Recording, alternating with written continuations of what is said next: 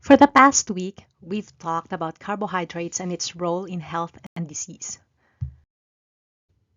For day 8, we looked at the different types of carbohydrates, the refined and highly processed, which can have a bad effect on blood sugar and triglyceride levels, which may sometimes cause fatty liver disease, and the unrefined and whole grain, which can help reduce LDL and increase your cell's sensitivity to insulin, ergo help control blood sugar spikes.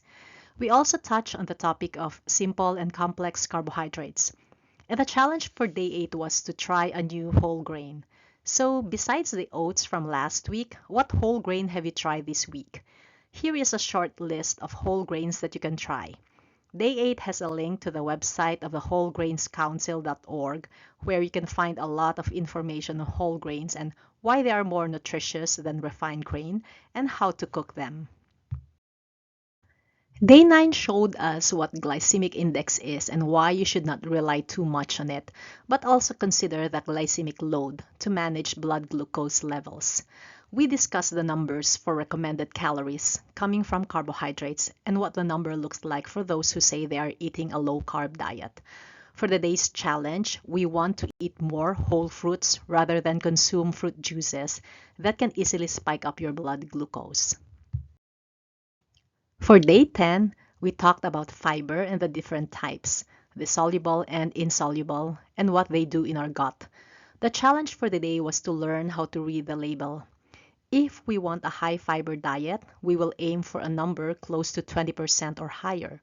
There is also a video link on day 10 that shows how the FDA has changed the labeling for packaged food and what you should be looking at when you go to the grocery. So in this slide, you will see 6 different types of grains, some whole and others refined or partially refined. Look at the fiber content for jasmine rice, the first label, which is 0, and compare it with the brown rice, which is 7%, which is still low. Organic wild rice at 11%, which is mid-range, and then the whole grain hulled millet, organic whole grain amaranth, and organic whole grain quinoa, which has the highest fiber content in this list at 14%. Most would contain the same amount of total carbohydrate at 32 to 36 grams, but with varying dietary fiber content between 0 to 4 grams. So for those that have higher dietary fiber content, the available carbohydrate that contributes to the glycemic load decreases.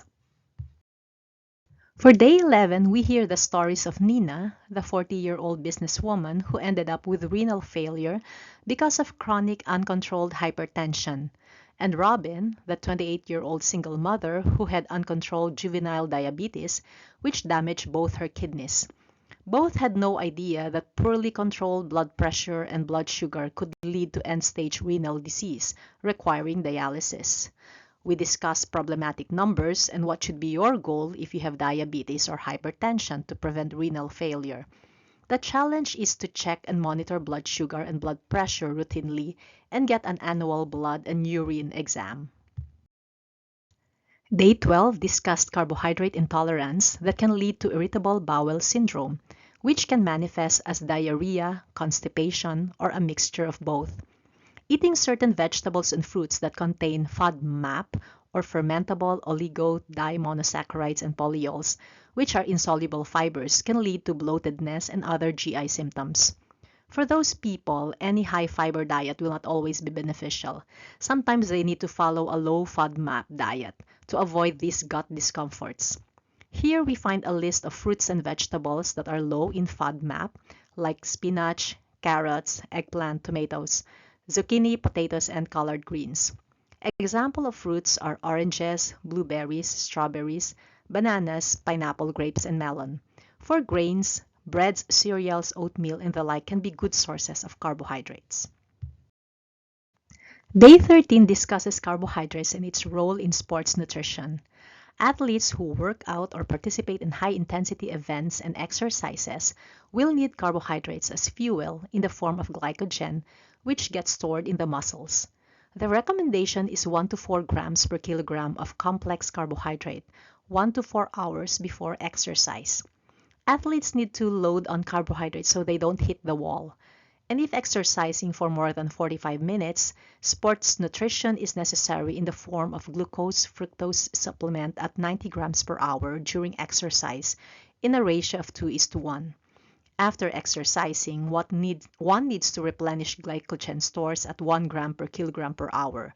So if you are fond of eating carbs, then getting into athletics may be a compatible lifestyle for you.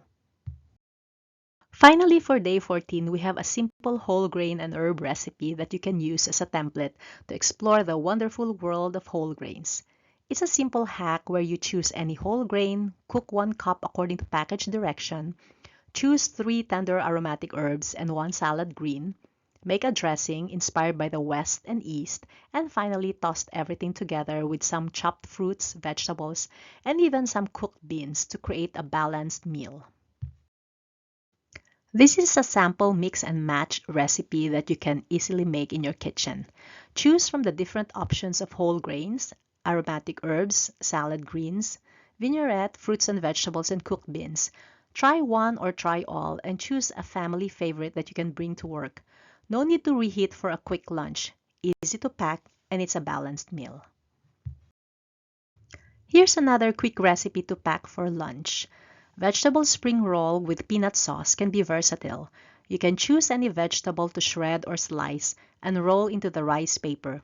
It's a quick grab and go, and the peanut sauce provides the healthy protein and fat source you need to keep you satiated throughout the day.